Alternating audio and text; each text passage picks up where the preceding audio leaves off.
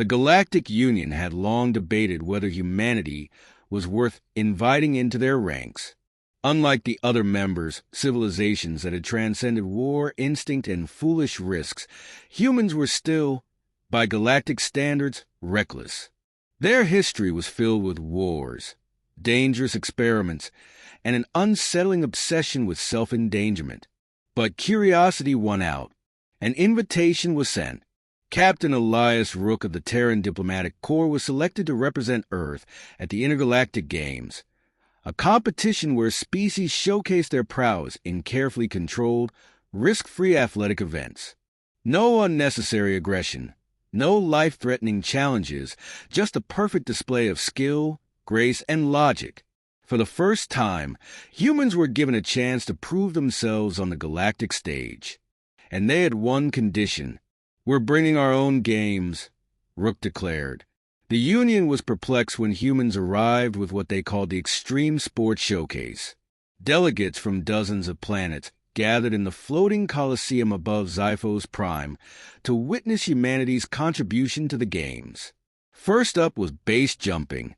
The crowd gasped as two humans jumped from the edge of the floating stadium, free-falling at terminal velocity toward the planet's surface. The Galactian delegates fainted. The amphibious XH-Tar shrieked. The Aelori, a species of sentient energy beings, flickered in shock. Then whoosh! The humans deployed their parachutes, gliding gracefully to the ground below. The audience stared silent. What were these creatures? Next was wingsuit flying. Humans in futuristic suits leaped from a stratospheric skiff and soared through the air like falcons, weaving between plasma drones for added flair. Then came free climbing. No safety harness, no anti-gravity field, just raw muscle and determination as climbers scaled a kilometer-high alien monolith. By the time the humans fired up their jetpacks for mid-air dogfights, the Union's top scientists were having existential crises. What is the point of this? Demanded Archdelegate Varexon, a towering insectoid from the Matraxian hive. Captain Rook grinned. To push limits, to master fear, to prove we don't just survive, we thrive. The Union members had always thought themselves superior because they had eliminated risk from their cultures. They lived in perfect harmony, never daring, never struggling. But now they realized what they had lost. The thrill of the unknown, the triumph of defying limits, the joy of truly living. The Scalari, an avian race, were the first to cave. We wished to attempt the wingsuit maneuver. Then the XH-Tar. Our species evolved in the ocean, but that skydiving spectacle. Could we try? Before long, the entire intergalactic games transformed. What had been a sterile event of robotic precision became a festival of adrenaline-fueled glory. Races across asteroid fields, volcanoes surfing on molten worlds, deep space EVAs sprinting in zero gravity. And at the center of it all, humanity stood proud, not the weakest species, but the boldest. News of humanity's influence spread through the galaxy. Soon, planets that had never known risk began to embrace challenge. The Union's greatest engineers designed new thrill rides for tourists. Martial arts schools opened on worlds where combat had once been forbidden. Even the rigid Matraxian hive introduced something called gladiatorial chess, where players fought their opponents for control of the board. And in the heart of the Terran colony on Luna, a simple plaque was erected to commemorate the moment humanity had changed the stars. It read, "Life begins at the edge of fear. Welcome to the Apex era." It wasn't long before humanity's Extreme Sports Showcase became the main event at the Intergalactic Games. Every species, from the gelatinous Zorvit to the crystalline Volnari, wanted to push their limits. But some species had more to lose than others. The Matraxian hive, the insectoid empire that once prided itself on order and control, struggled. Their civilization functioned on perfect predictability. Every worker assigned their role. Every risk mitigated, every outcome known. Fear was not an option. Yet, as more of their young drones began sneaking off to attempt gravity racing in asteroid belts, the Hive's ruling council had a choice to make: suppress this madness and remain stagnant, or embrace humanity's philosophy and evolve. "Do you know why we climb?" Captain Rook asked Queen Vorlek as they stood before a vertical cliff on a distant moon. The Matraxian ruler twitched her mandibles. "Why?" Rook gestured at the towering rock face. "Because when we reach the top, we know we earned it." With great hesitation, the Queen placed one claw on the rock, then another, and then, before she could rationalize her fear away, she climbed. As more species adapted to humanity's philosophy of risk and reward, a new event was proposed: the Void Race, the first multi-species intergalactic extreme sport. The challenge? A 300-kilometer sprint in zero gravity across an asteroid field filled with shifting debris, plasma storms, and micro-singularities.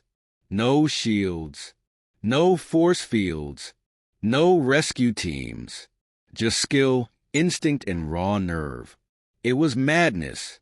It was humanity's gift to the stars. Over 400 competitors signed up, including the once fearful Matraxians. The event was broadcast across every known system, with billions tuning in. As the race began, shockwaves of shattered rock sent contestants spinning. Plasma flares singed hulls. A Scolari flyer dodged through a collapsing asteroid, while a XH-TAR swimmer, wearing a pressurized aquatic suit, pulsed through the vacuum like a torpedo. At the final stretch, a solar flare erupted unexpectedly. Competitors panicked.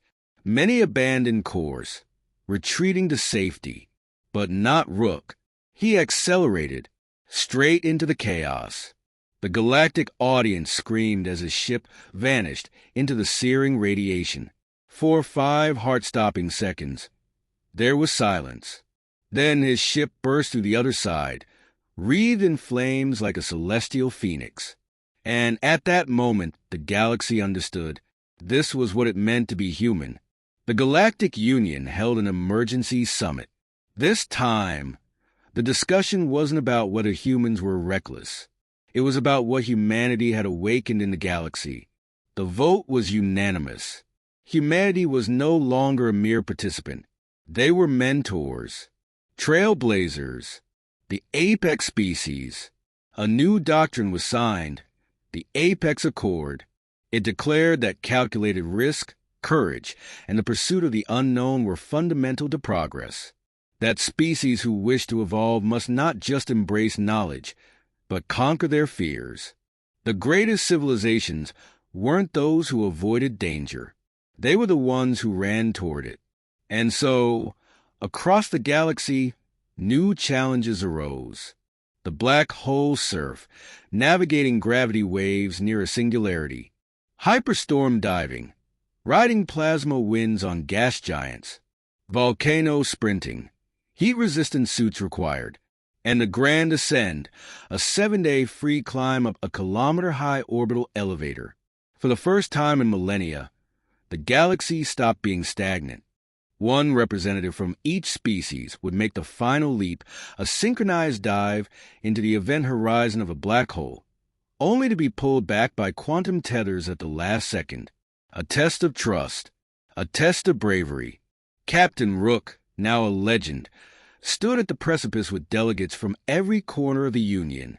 Queen Vorlek, the once fearful Matraxian, stood beside him. "I would have never done this before," she admitted, "but I understand now." Rook grinned. "Ready?" The countdown began. 3, 4, 5. They jumped. And in that moment, as they plummeted toward oblivion, the galaxy understood one truth. Humans didn't just survive danger. They sought it. They embraced it. And because of them, so did everyone else. The final leap had changed everything. Humanity's philosophy had spread like wildfire.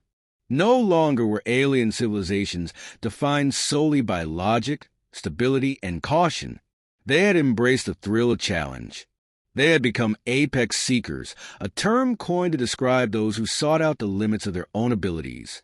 Across the stars, new apex academies were established, training the next generation of extreme athletes, explorers, and pioneers. These academies weren't just for humans. Every species was welcome.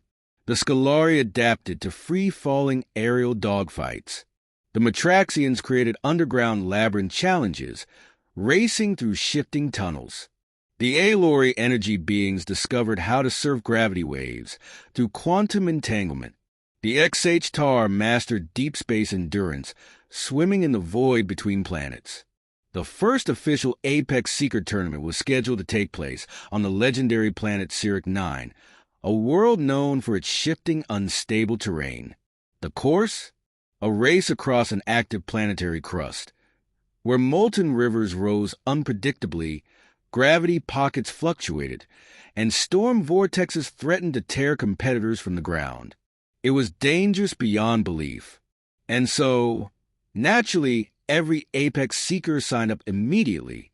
Cyric 9 skies were filled with thousands of spectators as competitors lined up at the race's starting point, the edge of an unstable tectonic shelf. Captain Elias Rook, now an honorary Apex mentor, stood on the sidelines, watching his students prepare.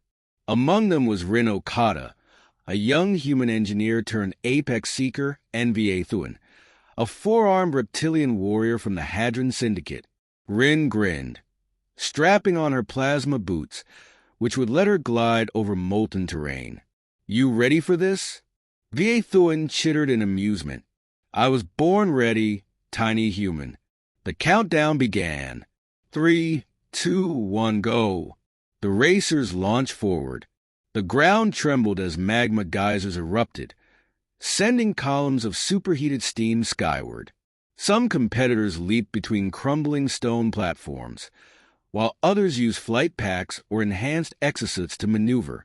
V.A. Thuan, using his four limbs, crawled at impossible speeds, scaling a rock face like a predatory lizard. Rin, relying on her plasma boots, skated across lava, carving through the molten chaos with perfect precision. Halfway through, a sudden seismic event cracked the course in two. An enormous canyon formed, swallowing several racers. Spectators gasped. The race organizers debated pausing the event, but the Apex Seekers refused to stop. Rin boosted forward. The gap was too wide to jump, but she saw a tumbling rock spire mid-collapse. V.A. Thuan realized her plan. "That's insane." Rin smirked. "That's the point." With a burst of speed, she ran up the collapsing spire, using its momentum as a launching ramp. At the last second, she leaped, soaring over the abyss. She landed on the far side just as the spire shattered behind her. The crowd exploded in cheers. The red zone race ended with Rin and V.A. Thuan crossing the finish line together. The first Apex Seeker tournament was a success. With the success of the Apex Academies, something unexpected happened. The Galactic Union's oldest species, the Prime-born Elders, took notice. For millennia, they had watched civilizations rise and fall. They had guided the younger species from the shadows, ensuring they never strayed too far into chaos. The Prime-born believed the pursuit of safety was the highest virtue. But now, humanity had shattered their philosophy. The Prime-born Elders issued a challenge. They invited the top Apex Seekers to compete in a test of survival unlike anything before. It was called the Challenge of the Void, a journey into the dead zone beyond the galactic rim, where no civilization had ever ventured, a region of rogue planets, drifting singularities and unexplored anomalies. No ships, no backup, only what the competitors could carry. The rules were simple: survive, explore, return. If humanity truly believed in their philosophy, if they truly wished to be the apex species, they would have to prove it in the most unforgiving environment of all. Captain Rook stood before the Apex Council. We accept. The expedition team was assembled. Rin Okada, the fearless speedster. Lithuan, the indomitable survivor. Kel X7, a synthetic intelligence who had learned the thrill of risk. Tor Vex, a former Galactic Union peacekeeper who had abandoned safety for adventure. And Captain Elias Rook, the man who started it all. Their mission? Venture beyond the known galaxy, survive whatever awaited them, and return stronger than before. As their stealth frigate left the edge of the galactic rim, sensors flickered. No data. No comm signals. Just darkness. The last transmission sent back to the Galactic Union before the ship disappeared read, "We are humanity. We run toward the unknown, and we will return with the stars in our hands." Epilogue. The future of the apex species. No one knew what they would find beyond the rim. Some believed they would perish in the abyss. Others believed they would return as something greater. But one thing was certain. Humanity had changed the galaxy forever. They were no longer just another species. They were the pioneers, the risk-takers, the apex seekers. And wherever the edge of possibility lay, they would be the first to cross it.